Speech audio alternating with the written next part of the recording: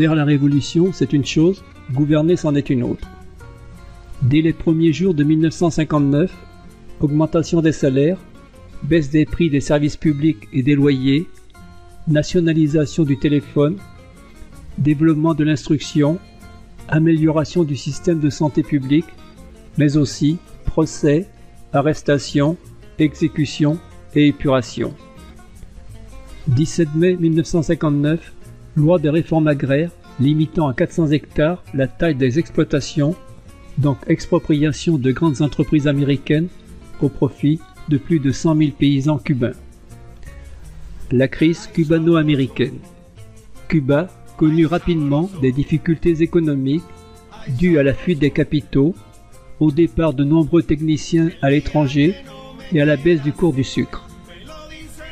Durant l'année 1960, La Havane et Washington se livrèrent à une surenchère de mesures exacerbant les tensions entre les deux pays. Janvier 1960, les États-Unis réduisirent leur importation de sucre. Le mois suivant, l'URSS entra dans la partie en s'engageant à acquérir un quota de sucre équivalent et en renouant des relations diplomatiques avec Cuba. Les raffineries américaines refusèrent de traiter le pétrole brut soviétique arrivant à Cuba. Le gouvernement cubain nationalisa aussitôt ses entreprises, Texaco, Shell et Esso Standard par mesure des rétorsions. Washington annonça une nouvelle réduction des importations de sucre. La réponse cubaine ne se fit pas attendre. Expropriation des derniers propriétaires de domaines sucriers, sans contrepartie financière et nationalisation des banques. Septembre 1960, création des comités de défense de la Révolution, CDR. Toujours en place, dans chaque quartier, ils sont chargés d'appliquer les mesures sociales, mais aussi de surveiller les faits et gestes de tout un chacun.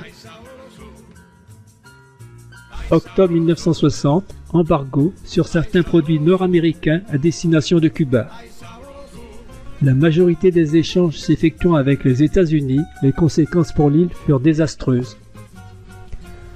Cuba fut contraint de se tourner vers de nouveaux partenaires économiques comme l'URSS, la Chine et la RDA. 24 octobre 1960, les dernières entreprises américaines furent nationalisées.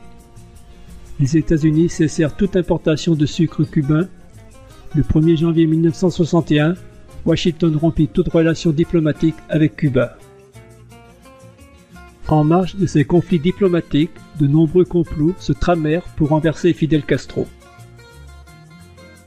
Faut savoir que les Yankees et les riches bourgeois cubains exilés au début de la Révolution, qui ont dû laisser manufactures, usines, mines, banques, maisons, meubles et belles voitures américaines, vouent une haine à mort de Castro.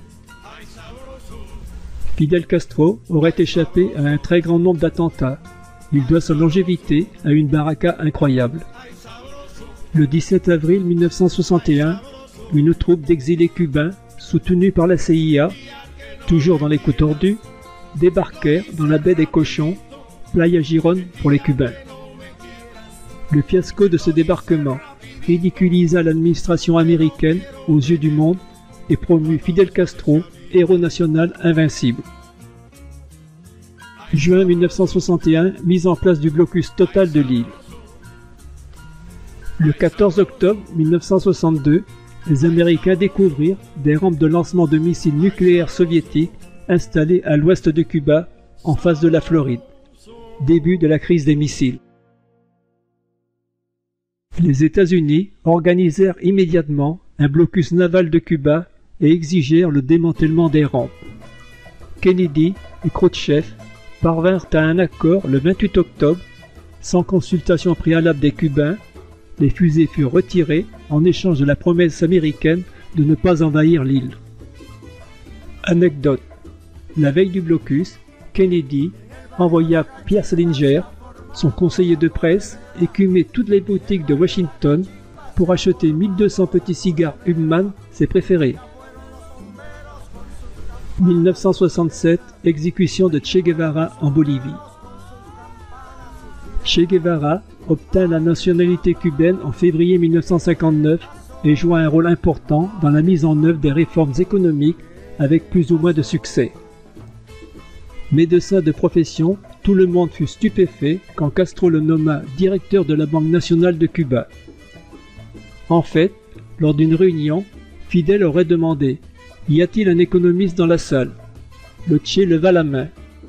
Plus tard, il avoua qu'il avait compris « Y a-t-il un communiste dans la salle ?» Ce sera le début d'un grand désastre économique. En 1964, devant les délégués de l'ONU à New York, le Che prononce cette phrase qui résume l'altruisme du personnage.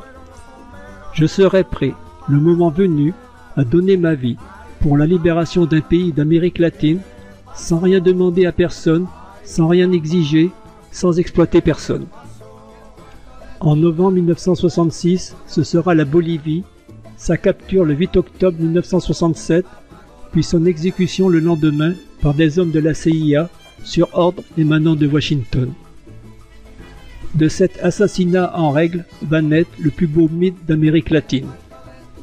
Au-delà de l'image christique de celui prêt à mourir pour les autres, le Che possède sa part d'ombre.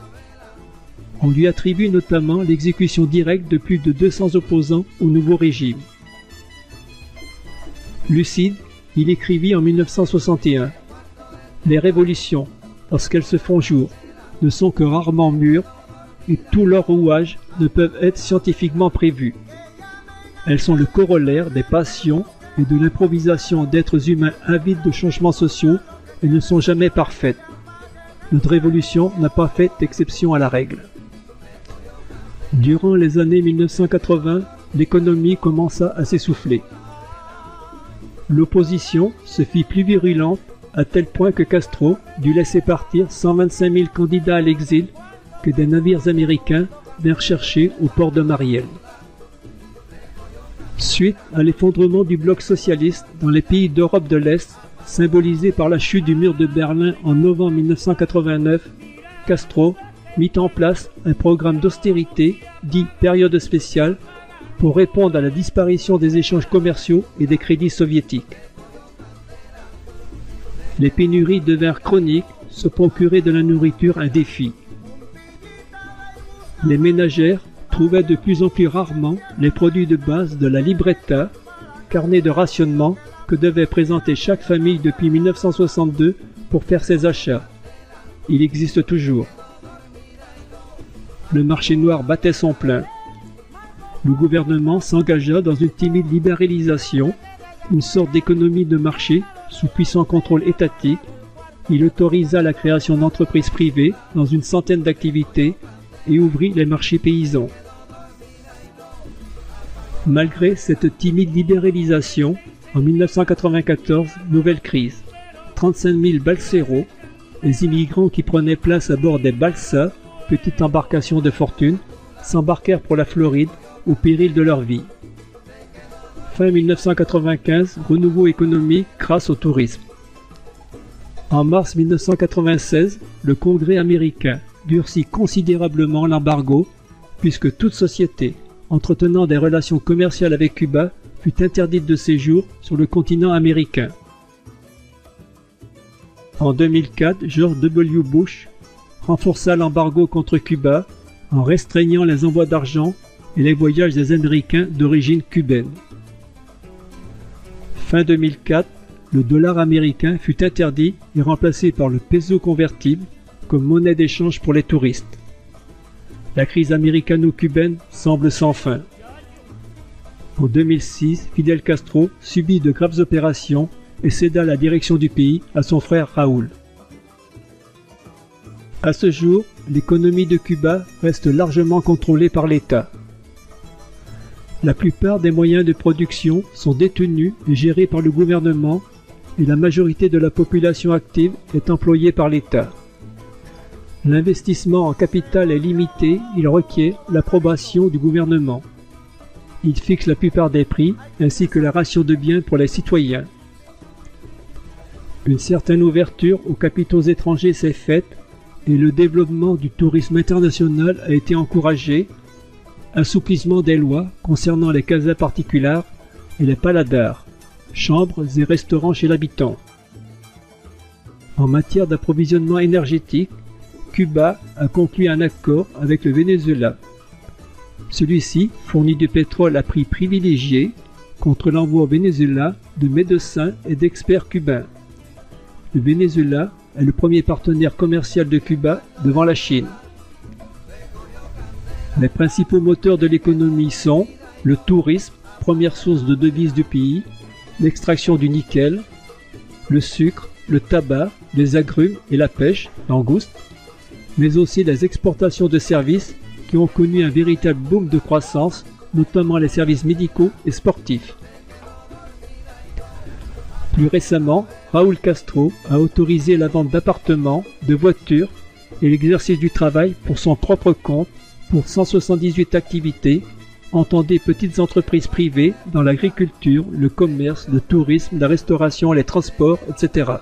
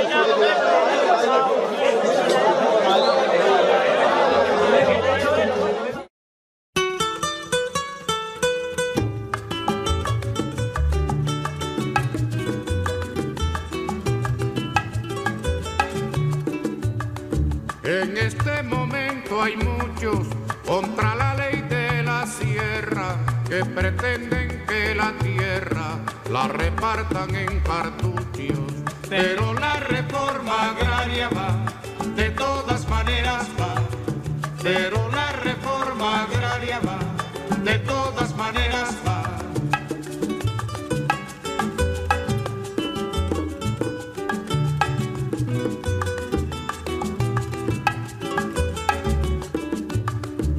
Hay egoísmo sin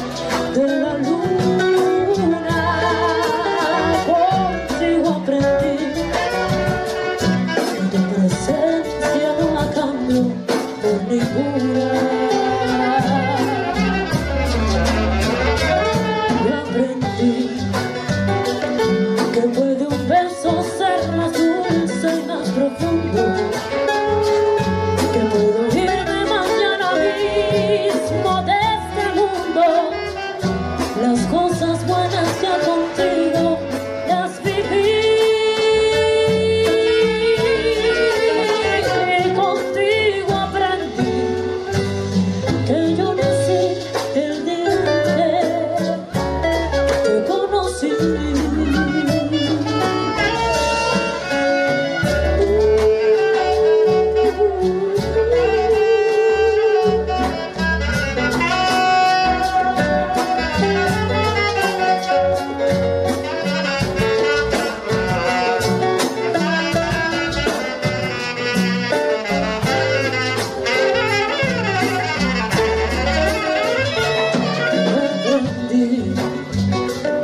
Que puede un beso ser más dulce y más profundo.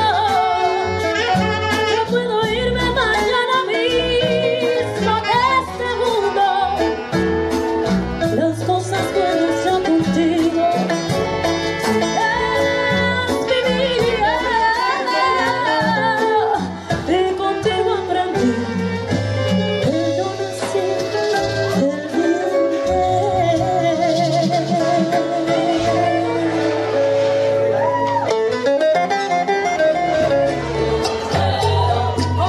Corazón sonero, corazón que guardo para ti.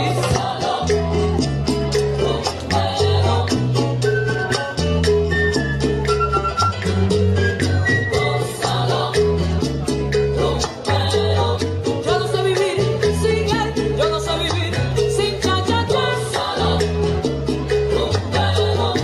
Quiero vivir bailando cha-cha-cha.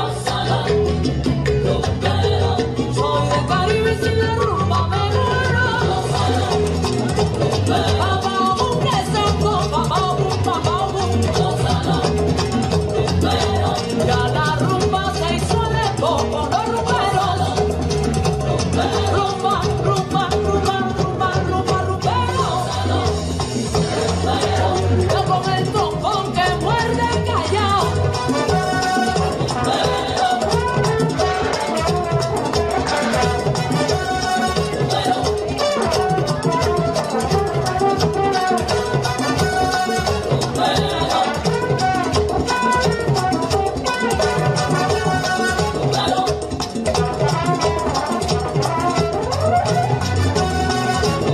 Si esta rumba no se para, me muero. Bra, bra, que te tumbo la cuchara, que te tumbo. Que vaya hace su lleva ya. Soy del Caribe y con la rumba te dejo. de Cuba, ven baila mi cha-cha-cha, que esto sí sabe a Cuba. Sos tabaco y burro y religión yoruba, pa' que el fin de mi ritmo llegue a tu cintura y gritarás más que nunca más eres una. Acá y tú verás que tú no te arrepentirás de la música cubana. De Santiago hasta La Habana, mucha cultura y sabrosura. Papel de figurula como mi tierra ninguna.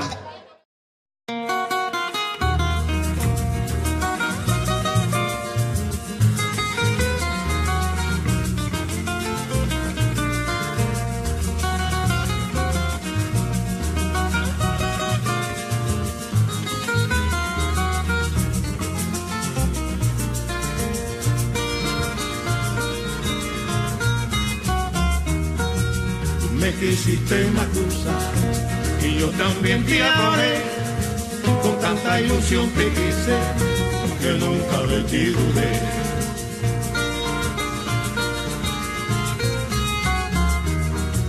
Por un poquito de tiempo que de ti me separé, me traicionaste, Macusa, qué triste yo me quedé.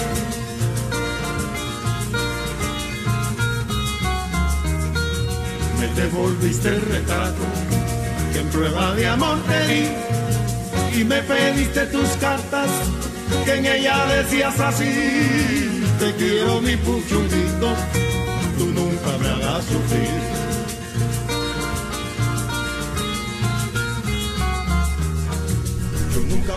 Vie quotidienne à Cuba en 2015.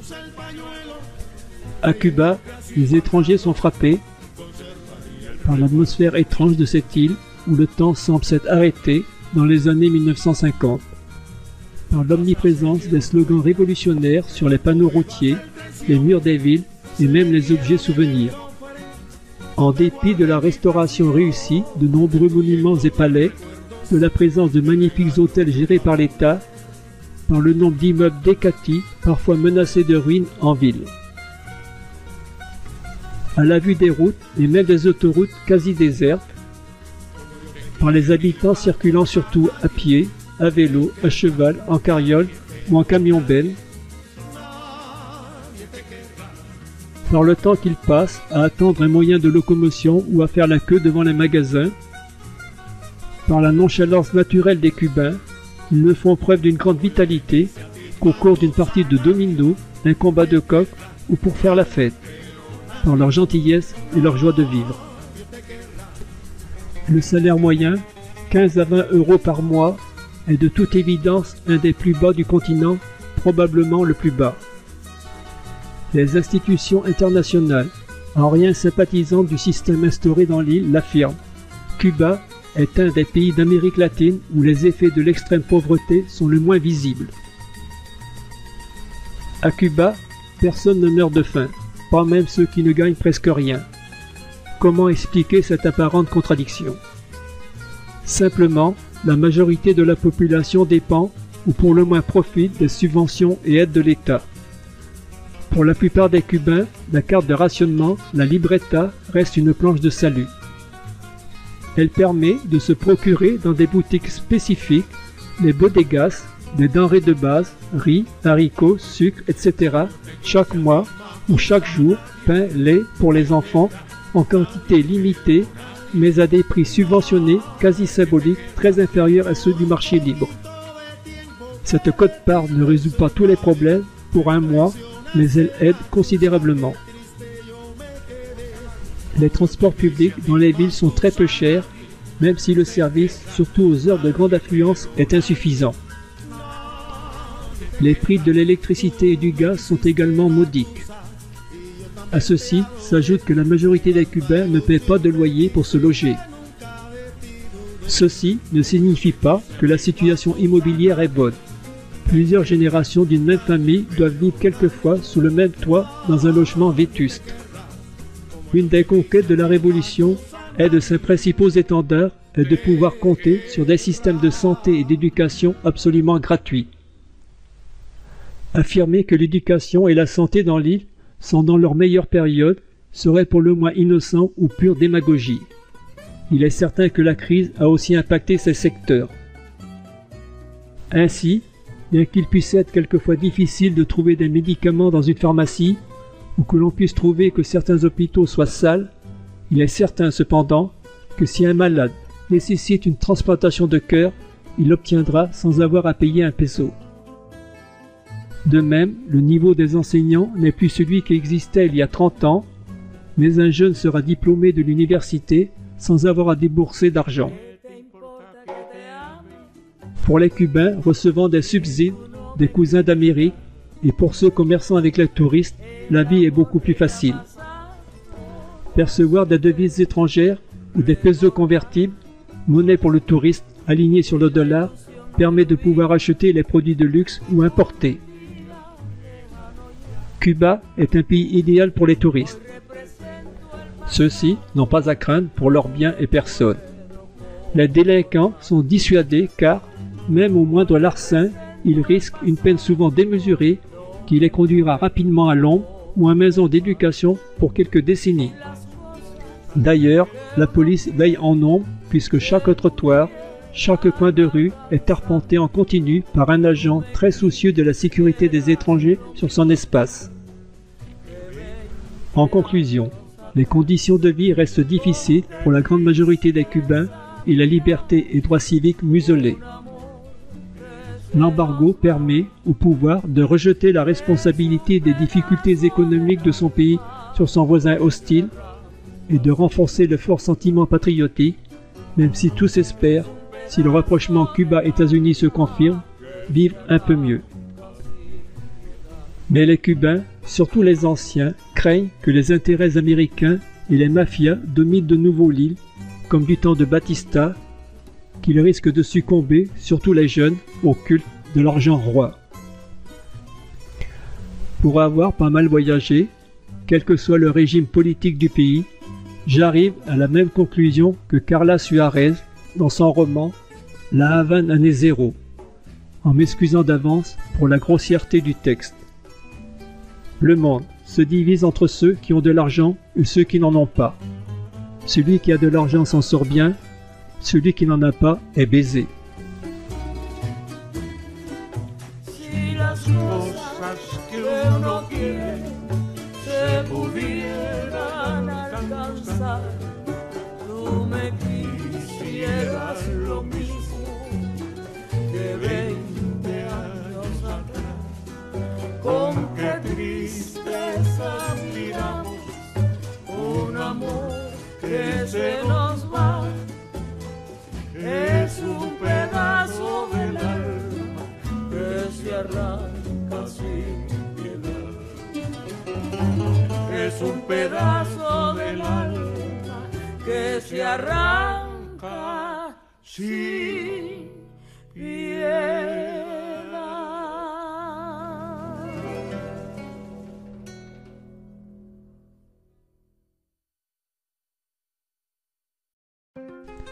Les belles américaines. Cuba est le pays au monde qui possède le plus de vieilles voitures américaines des années 1950 au mètre carré. Car à Cuba, dans les années 1950, l'argent coulait à flot, du moins pour certains. On débarqua des dizaines de milliers de ces voitures rutilantes aux couleurs acidulées ou au chrome clinquant. Les Américains partirent en 1959, les voitures restèrent. Le coup d'arrêt des importations et des pièces détachées intervint avec la Révolution, l'oncle Sam imposant un sévère embargo commercial aux trublions des Caraïbes. C'est la nécessité qui a obligé les Cubains à conserver ces vestiges avec d'autant plus de soin que l'achat d'une nouvelle voiture n'est pas à la portée de toutes les bourses. Les problèmes mécaniques sont fréquents, mais les mécanos cubains sont devenus des orfèvres de la débrouille pour réparer l'irréparable. C'est ainsi que Cuba possède un incroyable contingent de bagnoles américaines des années 1950 de toute beauté, surnommées Almendron. Amande en français, en référence à leur forme arrondie. Studebaker, Buick, Bel Air, Oldsmobile, Cadillac, Ford, Chevrolet, Pontiac, Plymouth, Chrysler, bref, toute une collection. Conscient de leur intérêt, Castro les a intégrés au patrimoine national, leur exportation est interdite. Leur rôle est essentiel pour le transport en ville, puisque plusieurs d'entre elles servent de taxis collectifs. Le dimanche, pendant l'été, vous pouvez la rencontrer, remplie par des familles, leurs amis et leurs voisins, qui se déplacent vers les plages à proximité.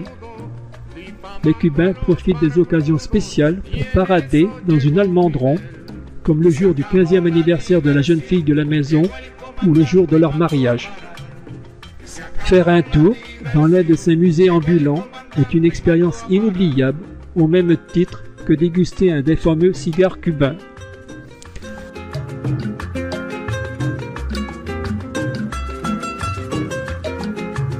Aquí pensaban seguir jugando a la democracia y el pueblo que en su desgracia se acabara de morir y seguir de modo cruel sin cuidarse ni la forma con el robo como norma y en eso llegó Fidel. Y se acabó la diversión, llegó el comandante y mandó a parar. Y se acabó la diversión, llegó el comandante y mandó a parar.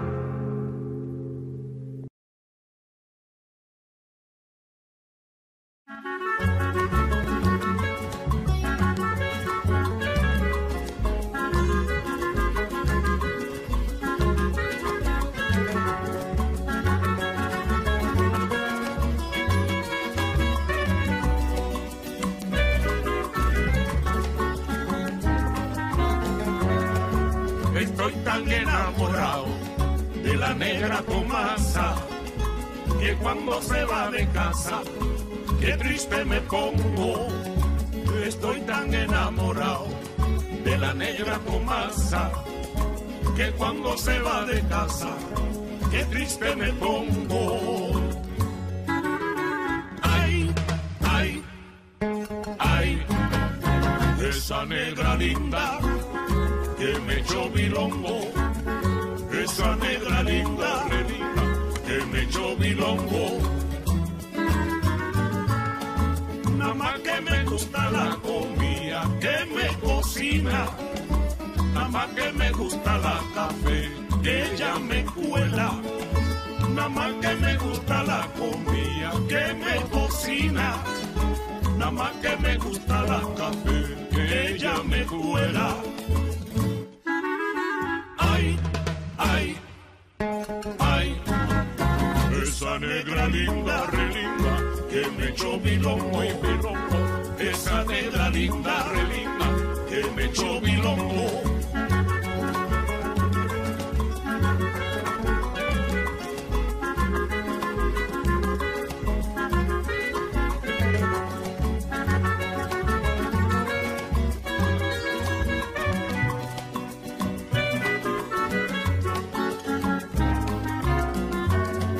Estoy tan enamorado de la negra Tomasa que cuando se va de casa, qué triste me pongo.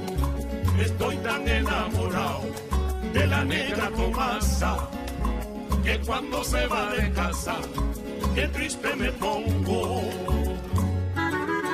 Ay, ay, ay, esa negra linda, re linda, que me echó bilongo y bilongo, esa negra linda, re linda, que me echó bilongo. Kikiribu, mandinga, kikiribu, mandinga. Allá en La Habana, Tasajo, y allá en Oriente, Mavinga.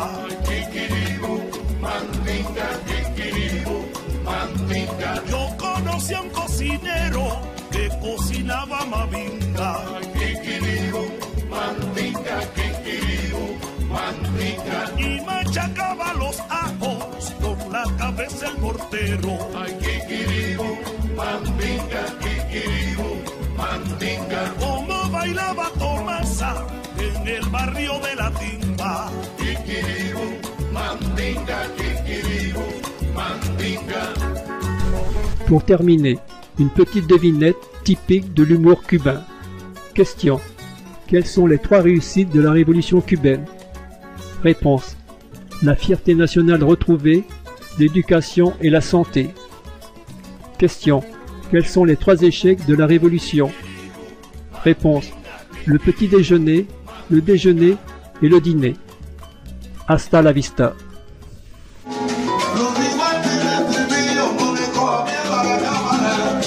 Es un programa sencillo. Tú me quieres dejar cuando yo quiero tú. Contigo me voy mi santa, aunque me cueste hoy. El primero de amor se que una flor y se va. Otro viene la última de cuando los dos se verán.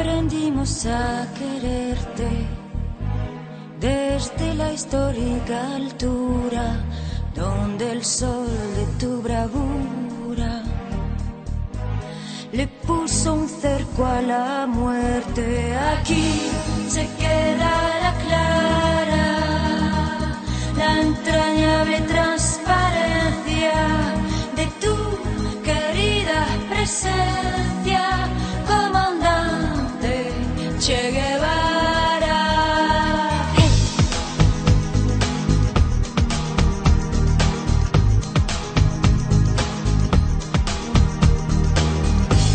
Vienes quemando la brisa con soles de primavera para plantar la bandera con la luz de tu sonrisa.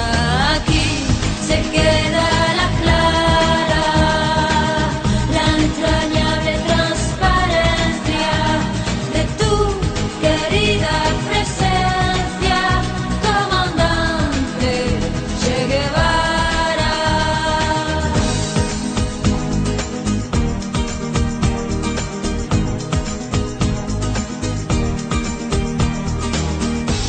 Tu amor revolucionario te conduce a nueva empresa donde esperan la firmeza de tu brazo libertario. Aquí se queda la clara, la entrañable transparencia de tu querida presencia, comandante Che Guevara. Aquí se queda la clara, la entrañable transparencia de tu querida presencia, comandante Che Guevara.